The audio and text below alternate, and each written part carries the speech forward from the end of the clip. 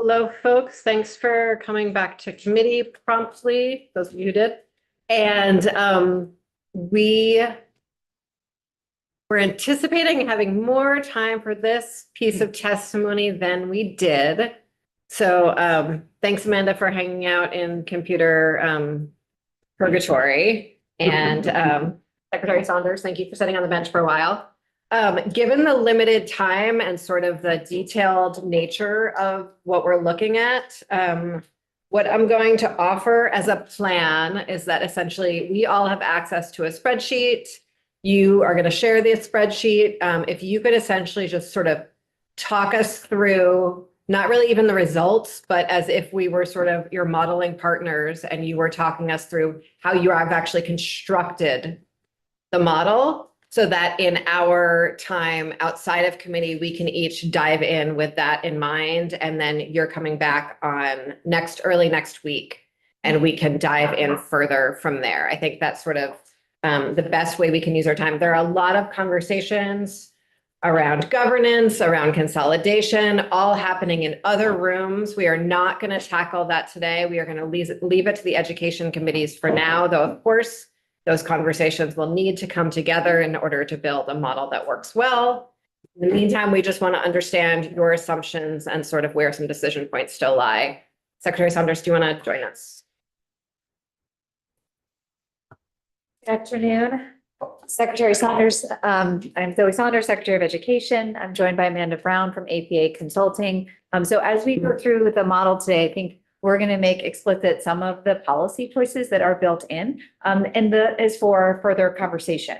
So we've, as part of developing this proposal, there's some intention around making choices of what should be included in the base versus what should be included in categorical aid. We've started to have those conversations as a committee. And so the point of today is kind of walk through what those choices were, and then opening it up for a conversation around where there may be interest in exploring different scenarios as we move forward with our planning and collaboration together. So with that, I will turn it over to Amanda. We know we don't have as much time today as we'd like, but as you mentioned, we'll come back next week and at least be able to capture those areas where you would like for us to do a deeper dive so that we can be prepared for that and answering your questions. So Amanda, I will take it away. You'll share your screen, correct? I'll share my screen, and I think there's a question. Yeah. Are you using the same slides that you started on the last time?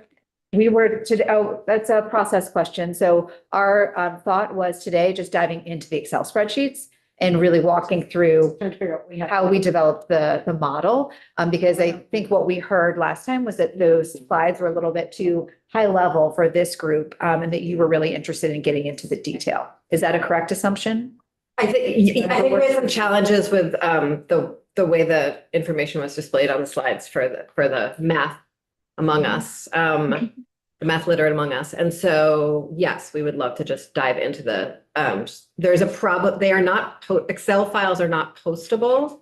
And so we have them all in our email, and we're going to share the screen, and that's the best we're going to do for now. And we'll figure out something for the purposes of public records as we were having that conversation before the meeting started to format that in a way that can be uploaded. But everyone should have it in front of them, and Amanda's going to share her screen. Yep, I'll go ahead and share now. Okay. Do we see the spreadsheet? I'll try to make it. We can see it. And everyone has it in front of them, right? So you can see numbers probably a little bigger than you can on the screen, but let me know if it's not big enough. I think that works.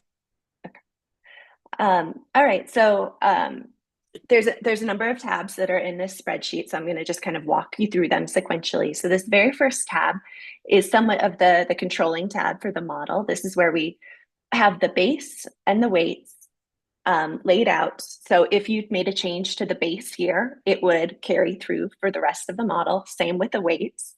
The only one I want to caveat that does not kind of work that way is the size adjustment. That one, I'll show you where it's typed into the formula, not formula, column. But if you made a change here, that wouldn't change, but everything else would if you made an adjustment there. So you'll see the base that we have in of the 13.2. For now, this is still an FY25 dollars. We can in the future add an inflation adjustment. I know that had been a request last time to start thinking about it in FY28 dollars. But for now, it's an FY25. You can see the weight for economically disadvantaged. Oh, yes, please. Amanda, do you have a linked sort of assumptions doc in here that would say things like FY25 dollars? I do not, but I can add one for you. Okay. Mhm. The governance document. Yeah.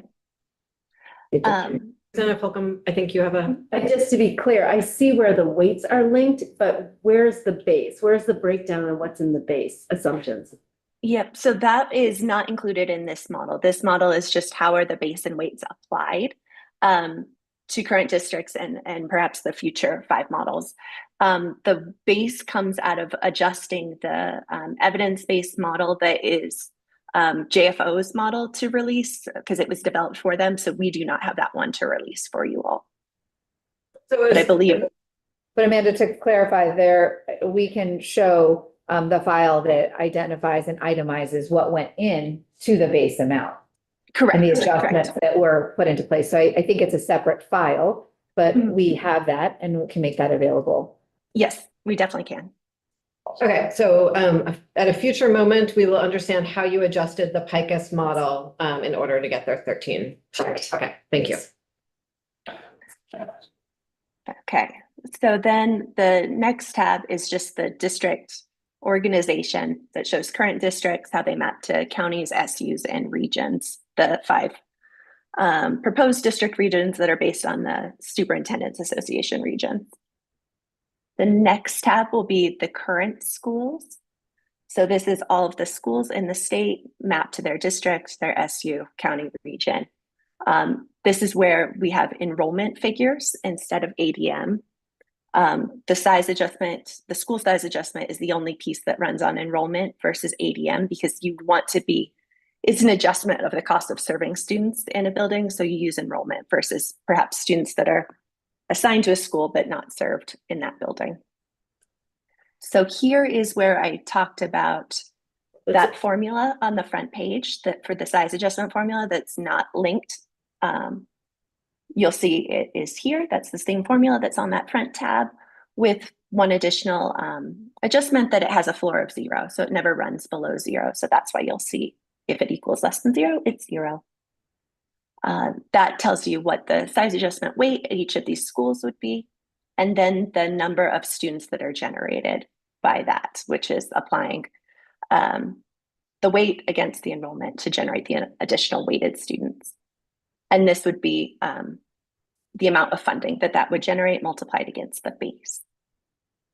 This then carries over to current districts. So there's 3 ways that we did totals and comparison points: current districts, current SUs, and the proposed regional districts. That you'll see 3 different tabs. Amanda, can you wait 1 second? Mm-hmm. In an attempt to organize all of our questions, I was thinking we could pause after each tab for questions. Please. Yep, So that sounds great. on the current school size formula tab, are there any questions? Going back. Representative Holcomb. Since this is a choice model, where is the information on the current school sizes for the independent schools? That is a good question. So this only models the size adjustment for public schools and not independent schools. I think that would be a policy choice if you were also going to adjust for the size of independent schools. So let me clarify too. I know that we're not talking So about please, thank governance, you. but this is not a choice model. This is making assumptions around how to resource schools to be delivering on education quality. And we will talk through with other committees what that process would be as we think about approval for school choice schools, which would also assume a certain number of students receiving public tuition within those schools. But the model says that we will be supporting independent schools, like there will be a choice school in every district. So Should the district decide? So my question is, how would you fund those? Would the same size considerations be applied to those in your model? That goes into, yes, the equity and funding, and then there would be shared accountability to academics and financials. We're not choice. talking about that piece, but just on the funding piece. So Yep. if hypothetically, we were supporting a school with 15 kids that was a private school, would that size factor apply to them as well? In terms of Correct. adjustments for scale for independent If school. they're operating with 15 students, we would compensate them with the size weight accordingly. So the idea is that it would be the same base and weight, no adjustments for size.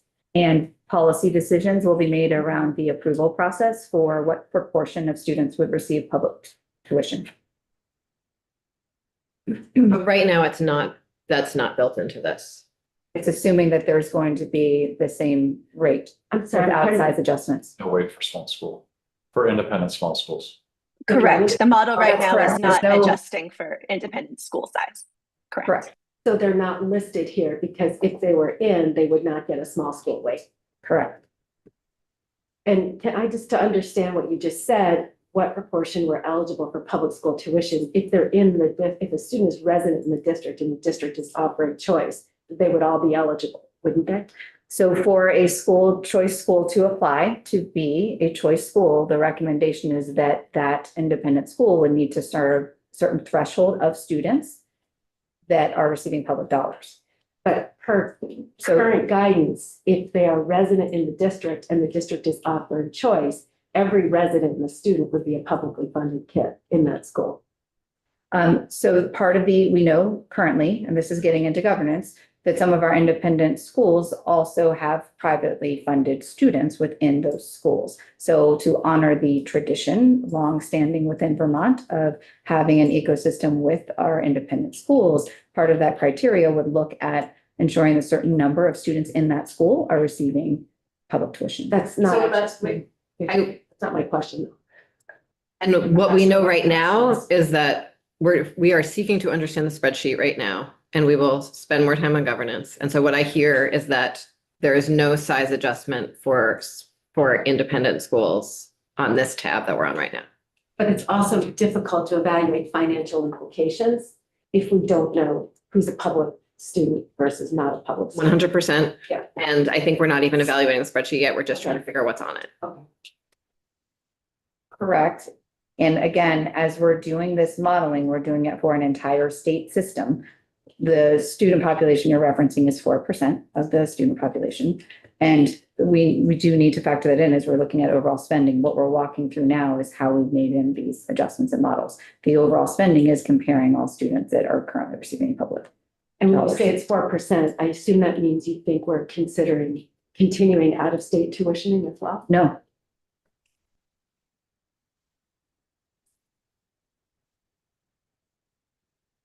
Is your question about tuitioning?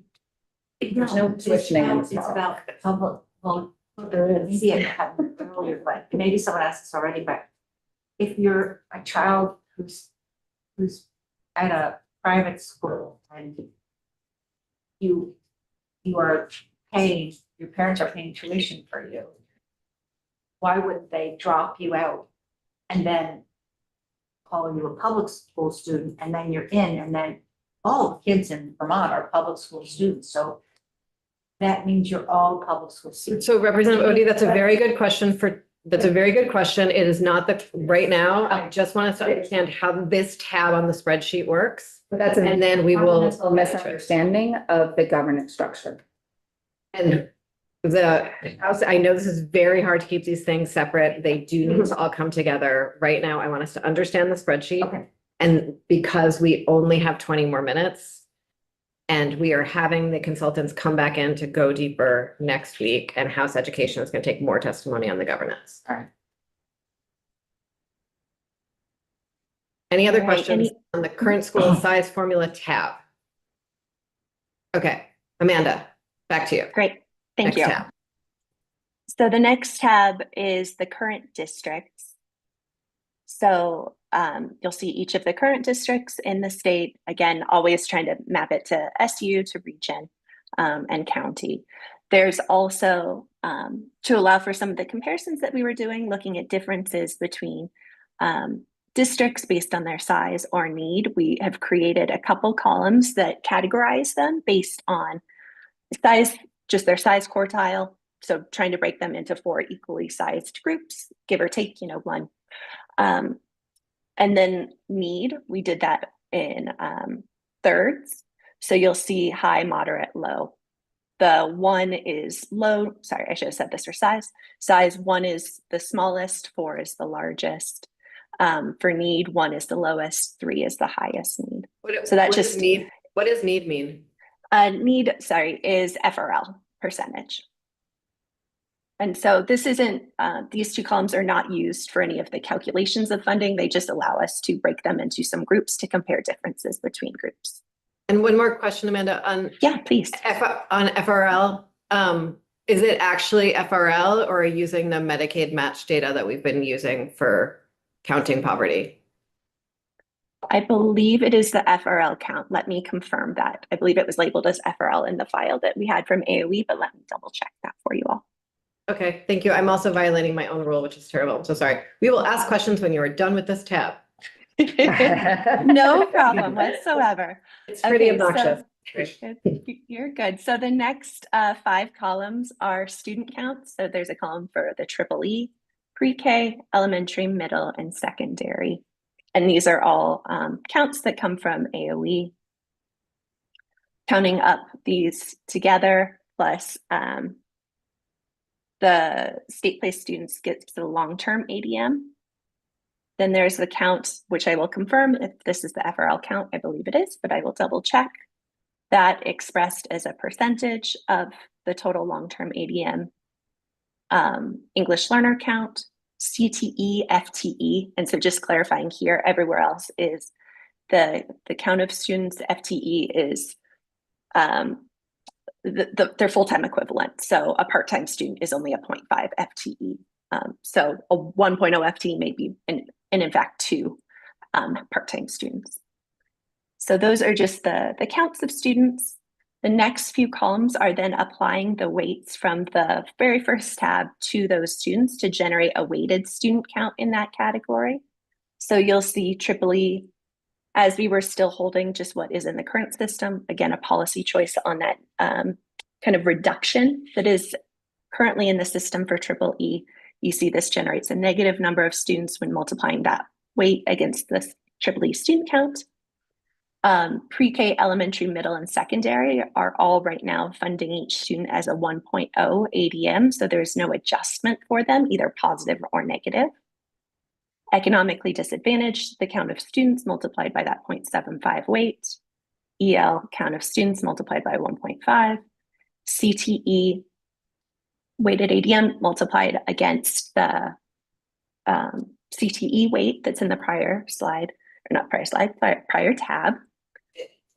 And for a little clarity here, the CTE, we are still proposing that you fund CTE students at a CTE BOCES, but for the purposes of comparison, knowing districts are currently funded, we've assigned them to their district. So it would be a little different in practice where the dollars for those students would drive to. But for now, again, knowing that they're in current spending, we assign them to their current district.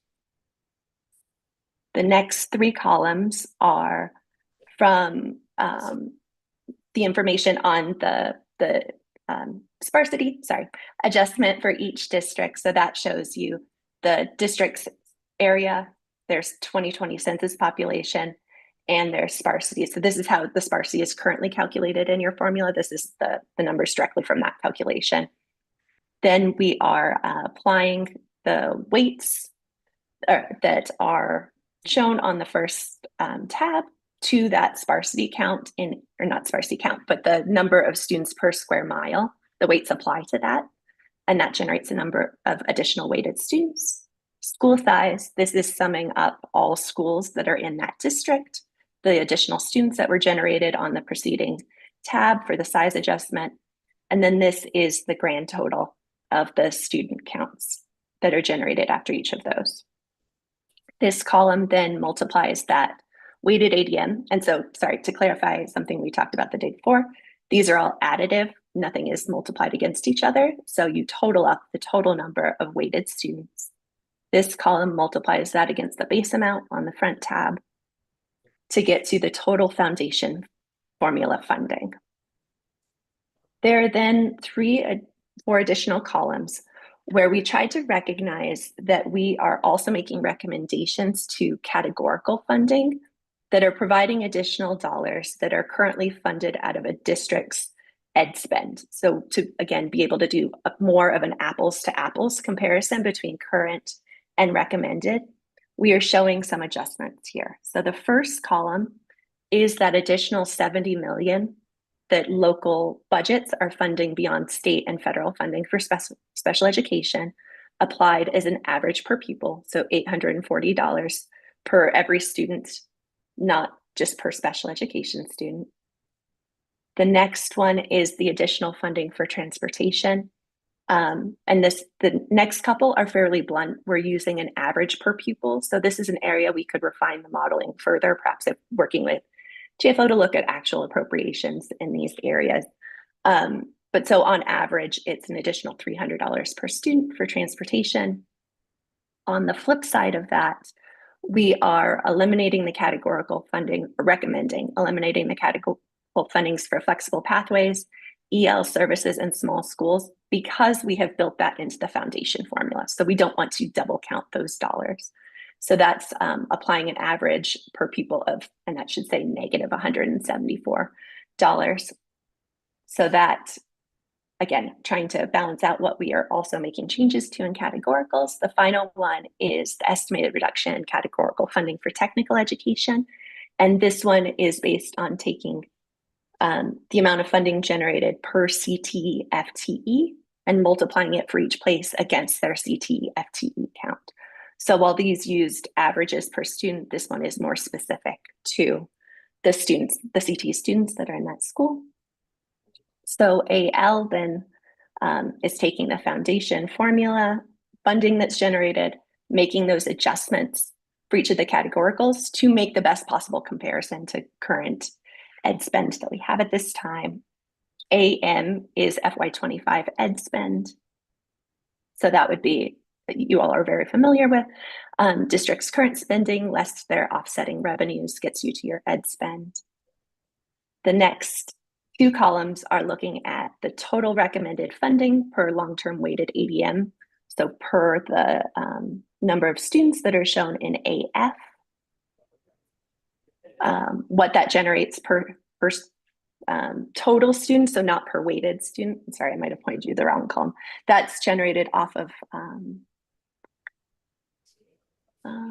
that would be, sorry, the column in when I was saying that before. This is per, just kind of per student, not per weighted student. Same with ed spend, then you can see the difference. And you'll see that given current variation in spending, there's very large differences in what the difference looks like. Some places it's positive for about a third of places, and in some places it's negative. Overall, the average reduction is 8%. Okay, so then 3 more comparison columns, and then I will stop for questions because I'm sure you have plenty. This is the same total proposed funding and ed spend, but instead per weighted student. So per every student, per weighted student. And then this is FY25 per pupil spend. And so these are just a little different. This is current spending, but using our recommended weighted student count per pupil spend is your current weighted calculations in Act 127. Okay, sorry, lots of information. Questions, please. I have 3. One, I'm sure other people have them too. So one is on your pre-K count, did you count students who are full-time in integrated public school pre-K students the same way you counted students who were 10 hours, 10 grand in a private setting? Those are the count of students, that's how they're counted in the current funding model. So this is the count of students directly from AOE. I can clarify exactly how that was calculated.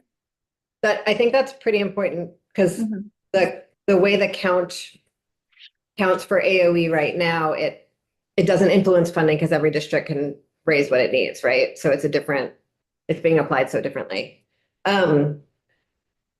And then the ed spend on things like the transportation,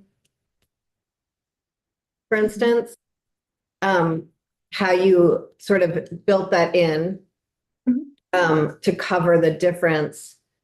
Is there an assumption in this model that the match will not be available anymore and this is fully covering it, or is this just covering the district's half? So this is based on the assumption currently that the categorical funds 50% of transportation.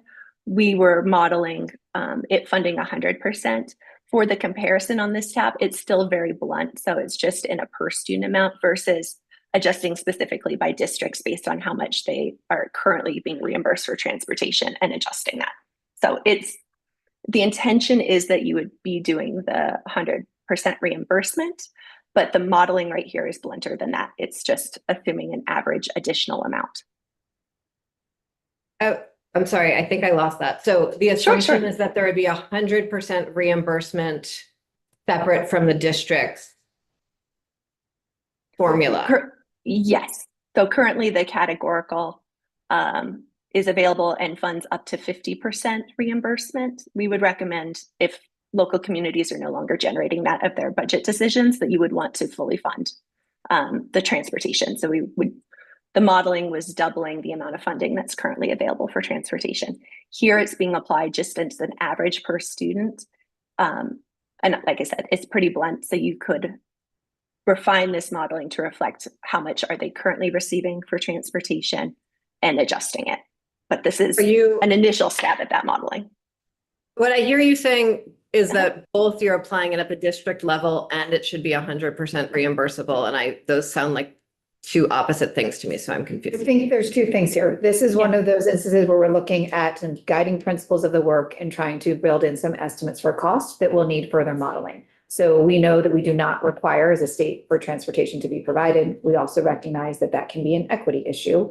And so as we begin doing this modeling, the intent was to build in some additional dollars for transportation. So as Amanda's indicating, this is kind of a blunt instrument at this point with the intention of really modeling this in a way to get more precise on what that would look like within a future state where we have the larger districts and we're able to do more coordination in terms of operations. We would assume some cost savings with transportation, but we're also recognizing that we're not fully funding that at the moment. So this is one of those places where it's hard right now to model this precisely, but I want to articulate what some of those assumptions were in terms of building in additional dollars to kind of achieve this part of the equity equation.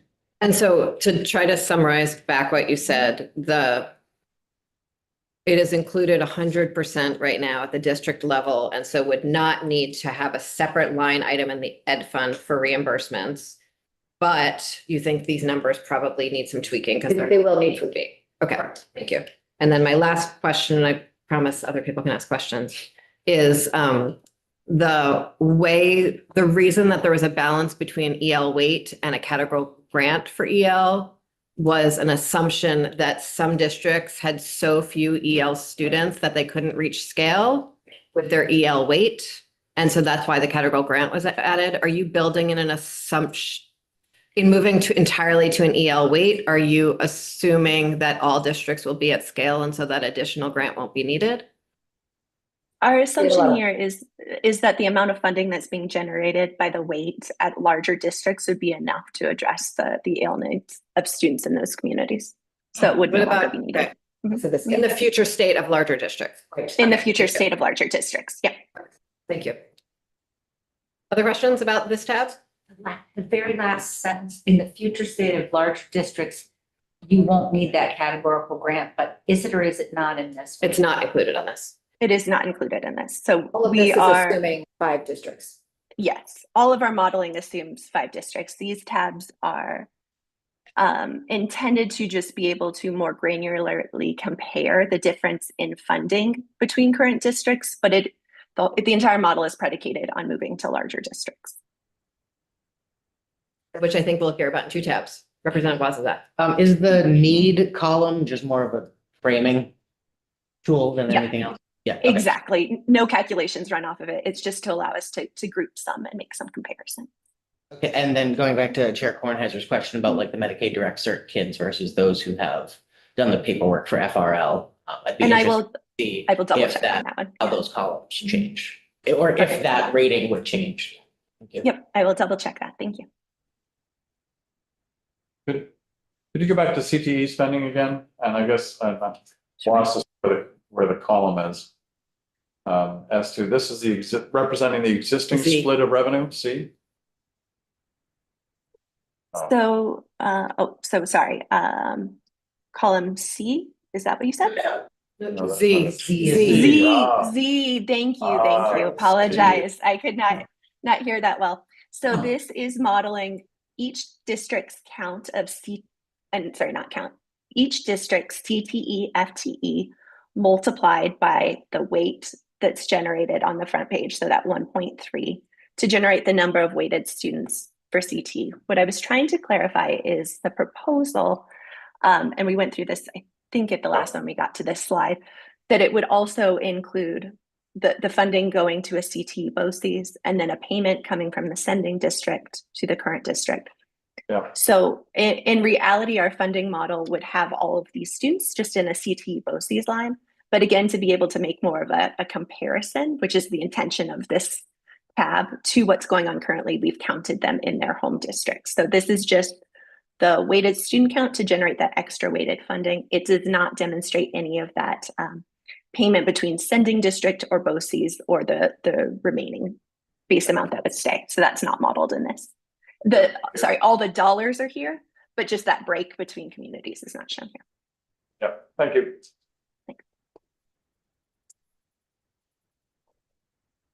Okay, next tab. Okay.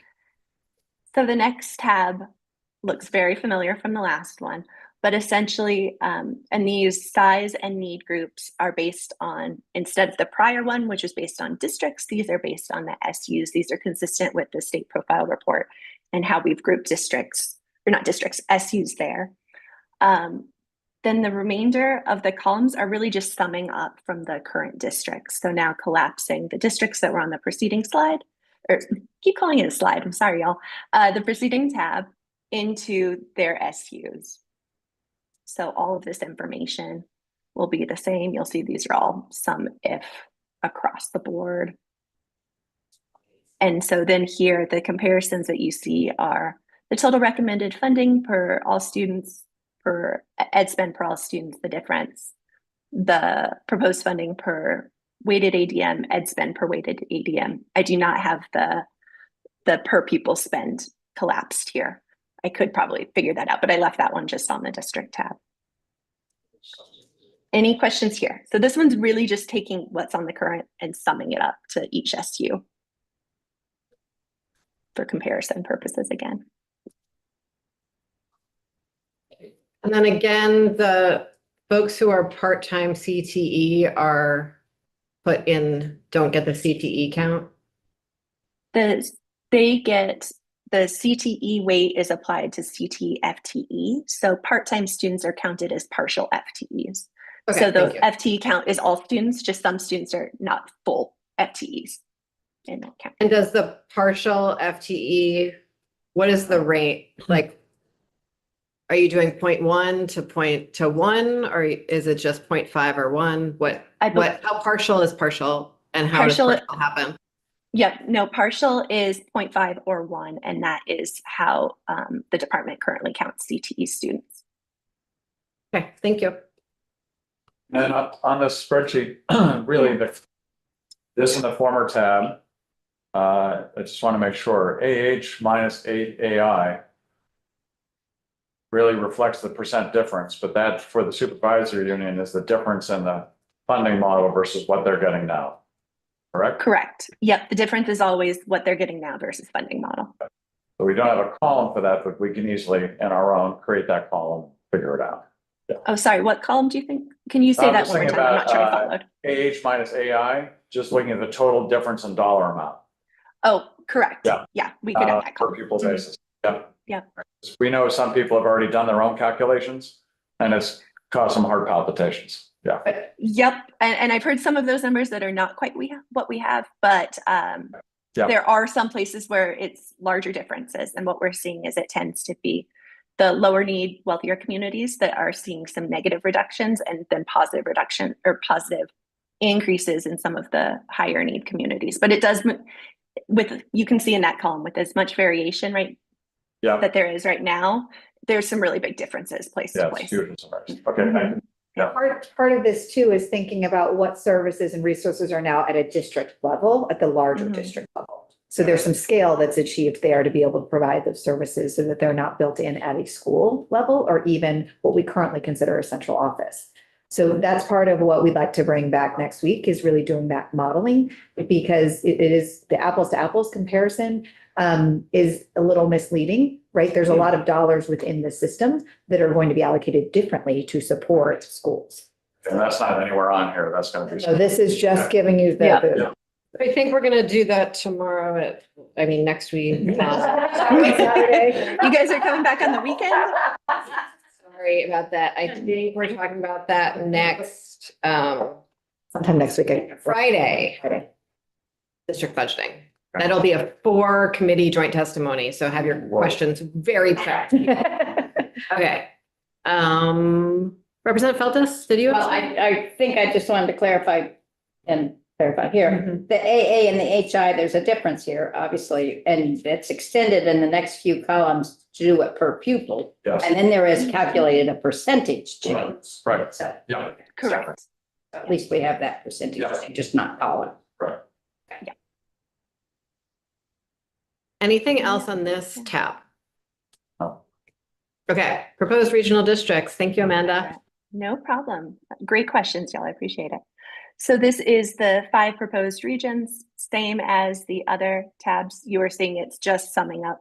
Everything sums up from that current district tab to the SU and to the proposed region. So count of students, weighted students calculated, total foundation funding, these estimates of difference, and then comparisons. And a couple caveats that I did want to note on this page. So there are about 200 FTE students that are not assigned to a district, so they're not showing it up anywhere. So yeah, oh, it's actually 262. So I will check that number. But so those students generate another 3.5 million that's not shown when you compare by the regions. So it's caveated anywhere you see the total funding that this is 3.5 million less than the number you've seen before because of those students we haven't been able to assign anywhere else. So just naming that on this tab that it's a little different than a number you'd seen before. Can you go over to the left? Left, yeah. Thank you. So the way I'm not looking at my own spreadsheet, so I can't touch the buttons. Are those feeding each other so that if we like clicked on a box, we'd be able to see what districts were feeding up into the regions? What So existing districts are feeding into the regional districts? the formula would not tell you that, but if you went to the district org info, Okay, you could sort on the region and be able to see which districts are in that. okay. But those sheets are not feeding each other at all. They are, so this is being fed by the current district tab that identifies each district. And then it's SU and region. So the formulas are running like they're a sum if. So Okay. sum if the region in this column is Champlain Valley, you sum every triple E count that's assigned to Right. a Champlain Valley. So that's how they're functioning. So they are feeding each other? Yes. Okay. Yeah. Okay, I wasn't quite following the question. Yeah, yeah, They're just yeah, not yeah. showing you the names, but yes, Okay, they are yeah. all feeding based on that. Yeah. Thank you. Any other questions on this tab from anyone?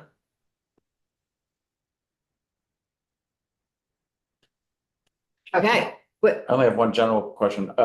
In terms of what's included in the pupil count, how are we dealing with students that are not enrolled? I mean, are we missing, you said 255 students. It just makes me think, how are we dealing with kids in early college or that kind of stuff? Are they on the spreadsheet item? They would, I believe all those students are all counted in the ADM as a student that the community is responsible for, even if they're not enrolled. So those student counts at the beginning that are ADM, I believe early college students are in there, CTU students are in there, students that are served in independent settings, tuition to other states. Any student that a district is currently responsible for is in their ADM count. School. There are some nuances with early college that we'll come back to because they actually are unenrolled from the system. So we'll come back to that. It's a very small number of students. Yeah, I think and it's about kind of 300. the overarching Yeah. numbers we're reviewing. But we do want to bring that back to you. So there's specificity around the specific numbers. Okay, thank you. And homeschooled students? Okay. There was a strange article in Brattleboro Reformer about the exact counts of homeschooling throughout the whole region, and I was like, where did this article come from? So In our it's fresh in Representative Canfield's mind and mine. In our state education profile report, we do identify the number of homeschool students and the trends over time. So it might have been pulled from that. Thank you. So folks, you have a spreadsheet to spend time with over the afternoon and weekend, and we will pick back up this conversation on Tuesday. Really appreciate everyone's time and thank you for coming in person and looking forward to seeing you in real life soon, Amanda. Yep. And I imagine you'll be slightly smaller. Slightly smaller. Yeah, I feel very large when I see myself in the background here right now. Okay. Thank you all and